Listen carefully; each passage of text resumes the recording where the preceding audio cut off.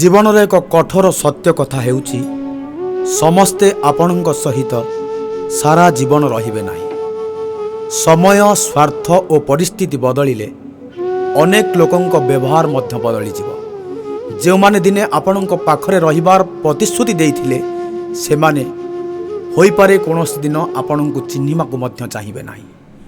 ଯେତେବେଳେ ଆପଣ ସଫଳ ହୁଅନ୍ତି ଅନେକ ଲୋକ ଆପଣଙ୍କ ନିକଟକୁ ଆସନ୍ତି। ସେମାନେ ଆପଣଙ୍କ ସାଙ୍ଗ, ଶୁଭେଚ୍ଛୁ ଓ ସମର୍ଥକ ବୋଲି ନିଜକୁ ପରିଚୟ ଦିଅନ୍ତି।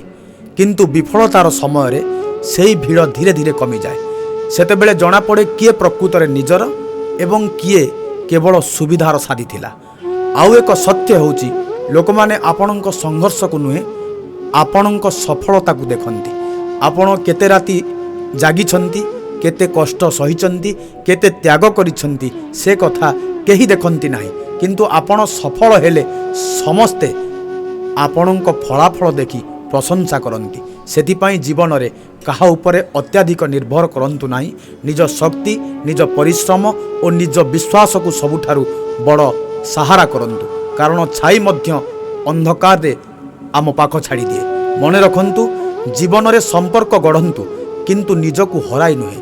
ଲୋକଙ୍କୁ ଭଲ ପାଆନ୍ତୁ କିନ୍ତୁ ନିଜର ଆତ୍ମସମ୍ମାନକୁ କେବେ ବଳି ଦିଅନ୍ତୁ ନାହିଁ। ଯିଏ ନିଜକୁ ସମ୍ମାନ କରିବା ଶିଖିଛି ସେ କେବେ ଜୀବନରେ ହାରେ ନାହିଁ। କାରଣ ଜୀବନର ସବୁଠାରୁ ବଡ଼ ଶିକ୍ଷା ହେଉଛି ଲୋକ ବଦଳିବେ, ପରିସ୍ଥିତି ବଦଳିବ, କିନ୍ତୁ ନିଜର ଭଲ ଚରିତ୍ର ଓ ସତ୍ୟନିଷ୍ଠାକୁ କେବେ ଆମେ ବଦଳାଇବା ଉଚିତ ନୁହେଁ।